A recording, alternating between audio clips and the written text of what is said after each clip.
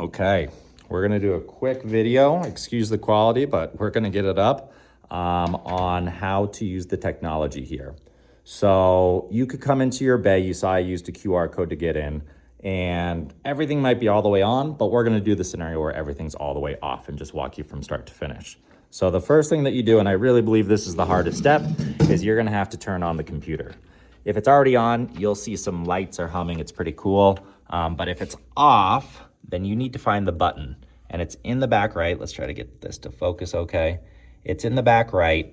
This is a little Bluetooth dongle. It's to the right of that. The on-off button is right about here. Yep.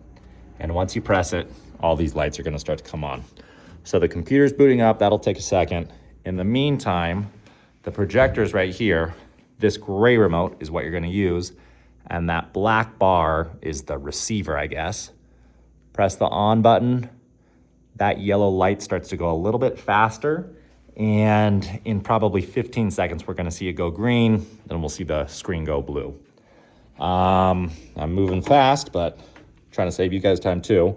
Once the computer is on, the main software, and there are options, this is technology, of course there are options, but the main software I think most people are gonna use is GSPro. So I'm double clicking that. You'll get a couple pop-ups. This one is talking about essentially how big do we want the screen to present. Because of our large impact screen, we're gonna wanna choose the biggest size possible.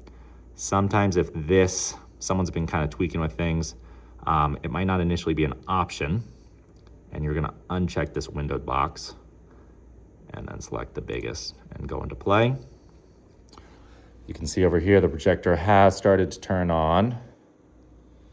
It's just mirroring what we're seeing on this monitor. Also, I'll add, this is the TV remote. Turn it on here. And I think what most people are gonna wanna do is just at the home screen, go to YouTube TV and watch a sports game or whatever you wanna watch. Volumes here, up, down, mute, etc. Mute for now. Okay, now we're in GSPro. This pop-up, it's a connection manager that connects the Foresight launch monitor, that's kind of the main technology, to this software. So it's an important tool to keep up. On the connection manager, you actually want to see this red. We can talk in more detail about enabling or disabling club data. But once you do that, rather than closing it, you're going to minimize it. And now you're really ready to rock. Bunch of different game options in GSPro. Most people choose between local match and practice. Local match is where you can play on a course. Practice is where you go to the driving range. Driving range, or you could do on-course practice. A good example is you could just keep on playing the same hole. Number 12 at Augusta, number 17 at TPC Sawgrass, number 2 at Mel Reese. You could keep playing it over and over again. But we're gonna go, excuse me, to an area that I personally feel is a little more fun, which is local match. And on the right is our filters. Right now it's displaying 48 courses installed on this computer. We're in Bay 1. But if we go to all courses, which you totally can, there's almost 2,600 for you to choose from. You can filter in a bunch of different ways. This is kind of a fun area: par 3, beginner, fantasy. One of the fantasy courses, for example, it's a Star Wars course, Premonition, Sanctuary Moon. And if some of these courses aren't downloaded yet, you are welcome to download here at GG Golf.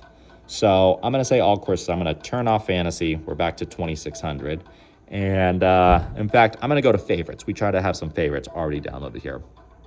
Let's choose Georgia Golf Club. Another little tip, they go by different names sometimes. So that's Augusta is Georgia Golf Club. I'm gonna click play.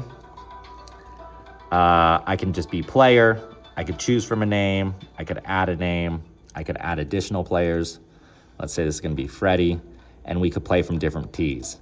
I could be the pro, player in red could be the pro playing from the black. Freddie could be still a good golfer, but playing from the whites. Different match settings. I think the most important is what mode are you guys playing in? Stroke play, scramble, match play, etc. We'll do stroke play for now. What pins? But I think these are actually the most important. How are you gonna do auto putts? what's your gimme zone? Is it just 2 feet, 4 feet, 5 feet? You know, you can obviously click through and choose whatever setting is gonna make the most sense for you. And then finally, mulligans. I always like to keep those on just in case. And one thing, you can play all 18 holes, or you could check this box, turn off the front 9, turn off the back 9, and let's just play amen corner. You know what? Why not 18 too? Play. That's gonna load up. And in the meantime, let's see if we can set up this little tripod this way. Okay, I think that's a good view. I have another video that talks about where in the hitting zone you need to be. By the way, that computer, I was using the mouse, it's also a touch screen. But basically what we're looking for, you're gonna want this to go blue solid, and you're gonna want green arrows to show up where the white arrows are. There we go. I think it was a little crowded with balls. I'm using an iron off of this par 4 tee box. And that's right into the trees. But what a great example now. So, let's say I didn't, well, Freddie's up now, we have 2 players. But let's say I didn't want to take that shot. It's a breakfast ball. All I do is I go over, and you can see on the screen, my cursor in the bottom left, I can go shot options, say mulligan, confirm, and I'm back up. That last shot didn't count. Let's see if we can put this one a little more down the middle. Those green arrows came up.